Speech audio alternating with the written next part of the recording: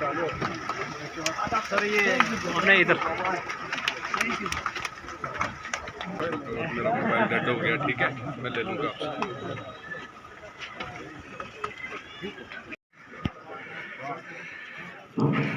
कमाल होता है, मंजिलों पे पहुंचना कोई कमाल नहीं, मंजिलों पे ठहरना कमाल होता है। आज के इस प्रोग्राम के मेहमानी खुसूसी वर्दी डिप्टी कमिश्नर कठुआ,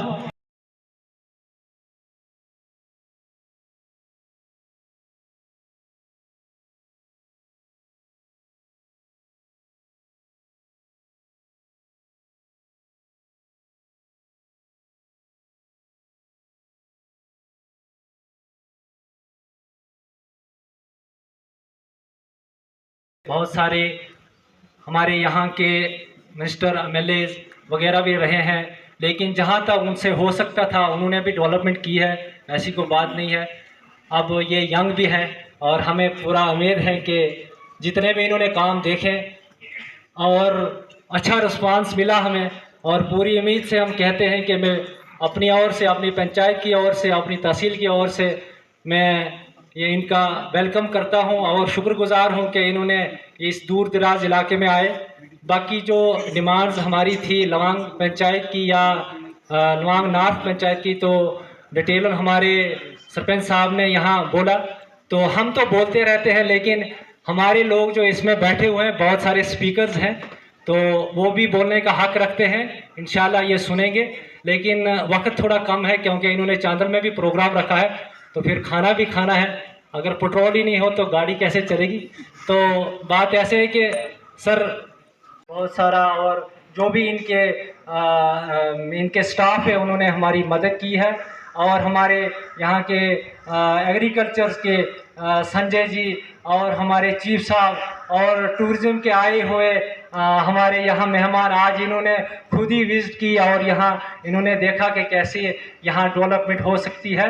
तो मैं इन सब का शुक्रिया अदा करना चाहता हूँ। तो बाकी सर ये थोड़ी सी एक दो एप्लीकेशन है, इसको भी आप नज़रसानी करेंगी। और बाकी सबसे पहले मैं तमाम आप लोगों का शुक्रगुजार हूँ कि आप लोग अभी तक वेट करते रहे। सरपंच साहिबान, नायब सरपंच साहब, और ख़ास तौर से यहाँ पे जो आप पब्लिक के मेरे भाई और बहन आज यहाँ पे इकट्ठे हैं, आप सबको बहुत बहुत नमस्कार, आदाब। ये जो 2 दिन का कठुआ ज़िले का हेडक्वार्टर है, बनी बीच बीच में आना होता है, पर ये जो 2 दिन का ये प्रोग्राम यहाँ पे बनी में एक अच्छा एक्सपेंसिव विजिट यहाँ पे रखा है, ये मैं मानता हूँ कि ये मेरे को भी एक ऐसा, बहुत कम जगहों पे ऐसा महसूस होता है जहाँ पे आदमी ऐसा सोचता है कि यहाँ पे थोड़ा टाइम ज़्यादा लेके आना चाहिए। नहीं तो जब भी आप किसी काम से कहीं पे जाते हो तो हमेशा आपको ये जल्दी रहती है कि काम ख़त्म करके आप अपने हेडक्वार्टर में वापस जाके बाकी के काम में लगो। पर मैं तब से जो है, मैं यही बात एसडीएम साहब से, एडीसी साहब से भी कर रहा था कि ये बनी के लोग, और ये आप सबका ही प्यार है, आप सबका ही तरीका है बात करने का, बात रखने का, जिस तरह से आप हर चीज़ सामने रखते हैं, चाहे वो मुश्किलात हो। बहुत कभी काम ख़त्म होना नहीं चाहिए, नहीं तो मिलने का सिलसिला भी ख़त्म हो जाएगा। पर ये आप सबका बड़प्पन भी है, और आप सबका जो आपने यहाँ पे पूरी हमारी जितनी टीम यहाँ पे आई है उसको जिस तरह से आपने सम्मान किया है, जिस तरह से आपने सभी बातें, डिमांड्स, अपनी जेन्युइन डिमांड्स रखी हैं, कि हम सबको ही ऐसा लगता है कि यहाँ पे बनी में पूरी टीम को ज़्यादा समय बिताना चाहिए और जल्द से जल्द यहाँ की प्रॉब्लम्स को हमने ख़त्म करना। अभी सरपंच साहब ने, नायब सरपंच साहब ने, मलिक साहब ने, सबने जो है कुछ इश्यूज़ आपने जो बताए हैं, तो मैं यही कहूँगा कि कल बरमोटा में भी हमने इश्यूज़ हमारे पास सामने आए थे, यहाँ पे भी इश्यूज़ हैं। इसमें कोई भी एक भी मैं ऐसा इशू नहीं बोलूँगा जो जेन्युइन ना हो।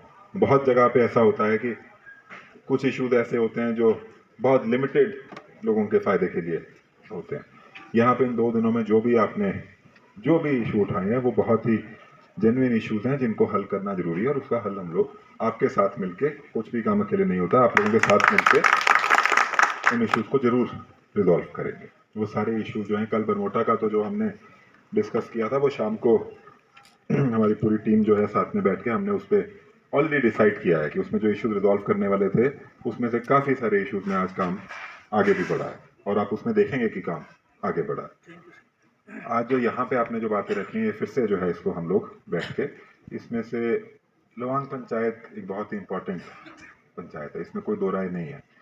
तो जो आपने यहाँ पे बातें रखी हैं आज, उनको हर बात पे पूरा संज्ञान लेके, जो रिप्रेजेंटेशन डेपुटेशन भी आपने दिए हैं उन पे भी पूरा संज्ञान लेके, कोशिश यही रहेगी कि अगली बार जब मुलाकात हो तो उसमें हम लोग जरूर इन पे कुछ आगे कार्रवाई हुई हो और कोई नए इश्यूज तब सामने हो, कुछ और डेवलपमेंट रुकना नहीं चाहिए। अगर आज स्कूल में आपने बोला एक बिल्डिंग पहले बनी, दूसरी बाद में बनी, अभी तीसरी चाहिए, तो अगली जब तीसरी बन जाएगी तो उसके बाद चौथी भी चाहिए हो। तो डेवलपमेंट का सिलसिला नहीं रुकता है, वो सब चलता ही रहता है। अगर रोड आज बन रहा है, कल को उस रोड को बड़ा करने की जरूरत भी होगी। इसके साथ साथ सरथल में आज जो सुबह सबके साथ जो विजिट हुआ, बाबू खान साहब भी थे, मलिक साहब भी थे वहाँ पे, और भी सब आप लोग भी सब साथ में थे। ये मैं कहता हूँ कि एक बहुत ही प्रोडक्टिव विजिट सरथल का रहा है। और सरथल में जो आप काम आगे कुछ दिनों में देखेंगे सरथल में जो होंगे, उसमें लवांग से होकर ही सरथल का रास्ता भी जाता है। तो डेवलपमेंट हर जगह का ही, बनी, लवांग, सरथल रास्ते में भी जो आता है सबका ही डेवलपमेंट कुछ ना कुछ वहाँ पे होगा। मेन फोकस इस टाइम पे ये है कि जितने हमारे यंग भाई बहन हैं उनको एम्प्लॉयमेंट अपॉर्चुनिटी अपने घर के पास मिले। उनको रोजगार ढूंढने के लिए दूर जाने की जरूरत नहीं पड़नी चाहिए, अनलेस वो खुद जाना चाहते हो। जो कोई खुद जाना चाहता है वो जरूर जाए और जाना भी चाहिए, बट अगर कोई ऐसा चाहता है कि घर के आसपास, अपने माता पिता फैमिली के आसपास उसको काम करने का मौका चाहिए और वो ढूंढ रहा है, तो उसको वो मिलना चाहिए। आज सुबह भी मेरी बात हो रही थी आप सबसे कि कुछ ऐसी स्कीम्स हैं सरकार की जिसमें बहुत अच्छा काम किया जा सकता है।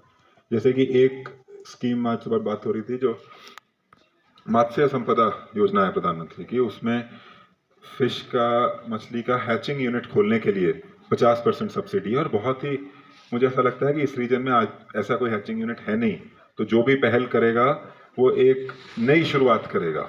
और बहुत डिमांड है मछली की। 7 तो प्राइवेट ट्राउट के सेंटर यहाँ पे चल रहे हैं और अच्छा काम कर रहे हैं, 20 क्विंटल का उसमें उपज हो रही है। हैचिंग सेंटर के लिए जितना भी वो मछली का उत्पाद लाते हैं वो कहीं दूर से लाते हैं, या कश्मीर से लाते हैं, कहीं और से लाते हैं, और उसमें ट्रांसपोर्टेशन हर चीज़ आती है। यहाँ पे अगर हैचरी बन जाएगी तो बहुत सारी हमारी जो है प्रॉब्लम सॉल्व होगी, और आप में से अगर कोई वो करेगा तो उसको रोजगार भी है और अच्छी कमाई भी है उसमें। तो उसके बारे में आप सब लोग जरूर सोचो।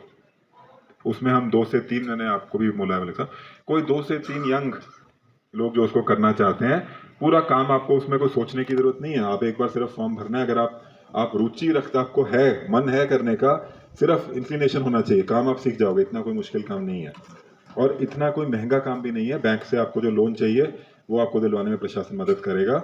जो 50% सब्सिडी है वो आपको एनीवेज स्कीम के तहत मिल रही है, तो वो करने की उसमें। ऐसे ही बहुत सारे हमारे और काम है जहाँ पे एम्प्लॉयमेंट होता है। अगर टूरिज्म आएगा, जैसे आज हम डिस्कस कर रहे थे, उस टूरिज्म में नौकरी आपको ही मिलनी है, और वो हम लोग इंश्योर भी करेंगे कि नौकरी जो है एनीवेज, कोई भी, टूरिज्म एक इंडस्ट्री है, होटल एक इंडस्ट्री होता है, किसी भी इंडस्ट्री में 60 से 80% लोकल लोगों को एम्प्लॉयमेंट करने का सरकार का मैंडेट भी है। और वो एडमिनिस्ट्रेशन उसकी जिम्मेवारी लेता है कि जब वो टूरिज्म यहाँ पे आएगा तो वो 60 से 80% लोगों को ट्रेन करा के, हाँ ट्रेनिंग करानी जरूरी है। ट्रेनिंग के लिए हो सकता है आपको कुछ 3 महीने 6 महीने बाहर किसी ट्रेनिंग इंस्टीट्यूट में वो भेजें।